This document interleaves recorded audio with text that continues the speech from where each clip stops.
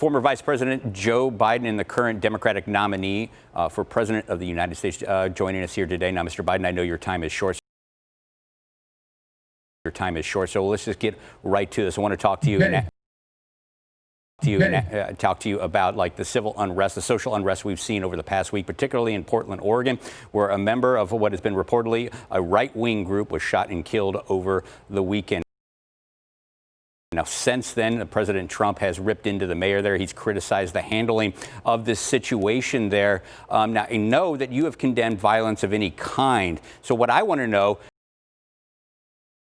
is how would a President Biden handle the situation we're in right now, because this country likely going to still be very divided after the November election.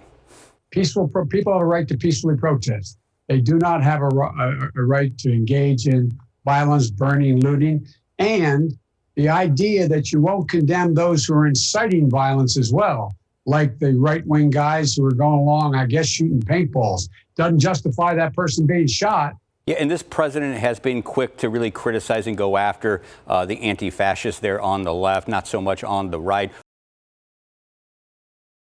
Where do you think the greatest threat to the country is coming from today? Is it the left or these right-wing groups? Donald Trump. That's where it's coming from. Look, from the moment he entered the presidency, he came down that escalator saying he's going to get rid of these Mexican rapists. And you saw what happened when those is to make sure you get the coronavirus under control. And do you think this president is stoking this kind of social unrest right now because he thinks he can gain politically from this? Well, his former spokesperson, Kellyanne Conway, said, and I'm paraphrasing, how we deal with reopening our schools. Speaking of the coronavirus, obviously I want to ask you a little bit about that. I know that you have proposed maybe a 3-month mandatory mask mandate.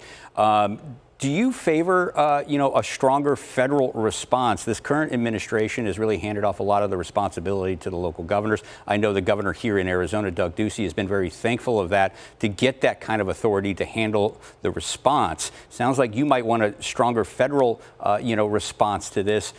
And do you trust the governors to handle what's best for their states? Here's the deal. I carry my mask with me everywhere I go. One last question, though, Mr. Biden. I know your time is short. People in Arizona are wondering, when are you going to come here and visit?